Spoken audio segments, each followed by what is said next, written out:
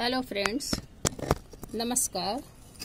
आज मैं मेरे पास काकरोल है जो कि पक गया है पूरी तरह से, तो मैं इसके बीज को लगाने जा रही हूँ। तो इसके बीज को, ये पके काकरोल के बीज को लगाने के लिए सबसे पहले मुझे अच्छी मिट्टी में इसे डालना है।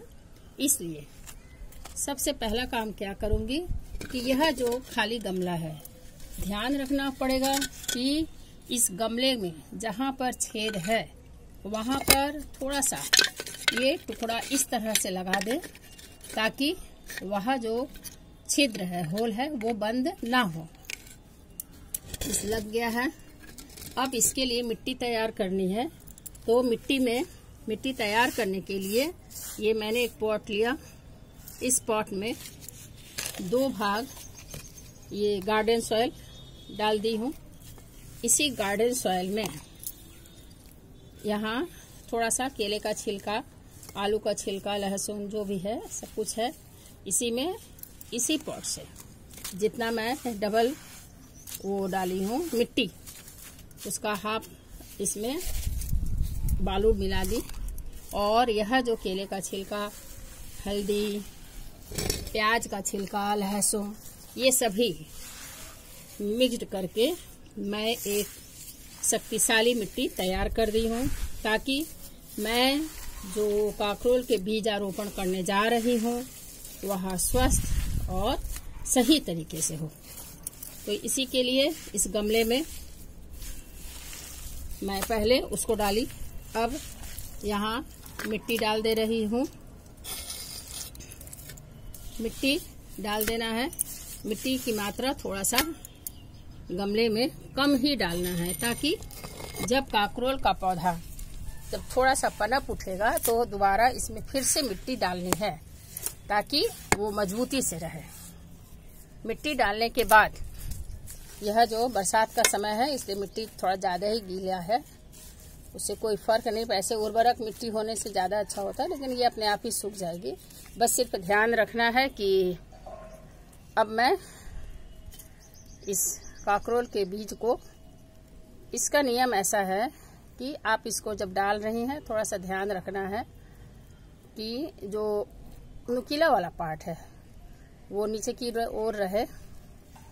और इस तरह से मैं एक काकरोल में बहुत सारे बीज थे, सभी को मैं इस तरह से लगा चुकी हूँ। लगा देने से उसके बाद यदि मुझे दिखाई देगा कि हाँ ढेर सारे पौधे इसमें आ गए हैं तो खूब सावधानी के साथ इसको मैं ट्रांसफ़र भी कर दूंगी, क्योंकि इसी तरह से मैं पौधा लगाती हूँ। अब ये बीज लगाने के बाद इसमें थोड़ा सा बालू की मात्रा, बालू अभी बरसात एकदम पूरी तरह से बरसात है जिसके कारण इसमें थोड़ा सा बालू ऊपर की ओर डाल देना है। इसलिए बालू ऊपर से डाल देंगे ताकि यह जो काकरोल का जो पौधा है ये पनप उठे। इसलिए यह जो बीज मैं लगाई, अब बीज लगाने के बाद इसमें जरा सा उस बीज को मिट्टी से ढक दीजिए, बालू से ढक दीजिए, किसी भी चीज़ से थोड़ा सा ढक देना है ताकि उसकी नमी बरकरार रहे और फिर यह आराम से पनप भी उठे। इसी तरह से मैं काला अंगूर लगा ली। यहाँ पर ये काला अंगूर है, इसमें भी इसी तरह से मैं बीज मिट्टी अच्छे से तैयार की थी। तैयार करने के बाद काला अंगूर की बीज को डाल दी तो ये काला अंगूर का पौधा तैयार हो गया है।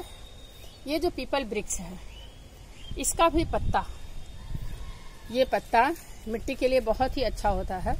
तो इस पत्ते को भी मैं चाहूँ तो इसमें तोड़ करके इसको डाला जा सकता है। वो सब इसी में सूख भी जाएगा, वो ठीक हो जाता है, नो प्रॉब्लम। इस तरह से काकरोल का बीजारोपण मैं की। ये हमारा खीरा का पौधा है, इसमें फूल लगा हुआ है, ऊपर मधुमक्खी भी आई हुई है। तो इनके जो परागकण हैं इसी तरह से इसमें जनरेशन होता है।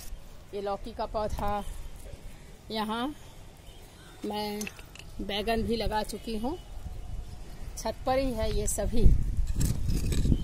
यदि आप भी, ये ओल है, एलोवेरा है, मिर्चा है। तो इसी तरह से आज मैं सोची कि आज ये कनेर का फूल है, तो इसी तरह से कोई भी, ये जो पत्ता है जैसे यहाँ पर सूख गया है, तो सूखा पत्ता ऐसे लगाने से ज़्यादा अच्छा होता है कि चलो उसमें डाल देने से तो वो खाद का काम कर जाता है। ये रहा, ये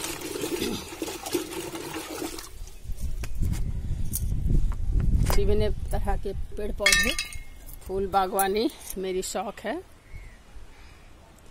इसीलिए कहा ही जाता है धरती मेरी माता पिता आसमां, मुझको तो अपना सा लागे सारा जहान। धरती मेरी माता पिता आसमां। जय प्रभु।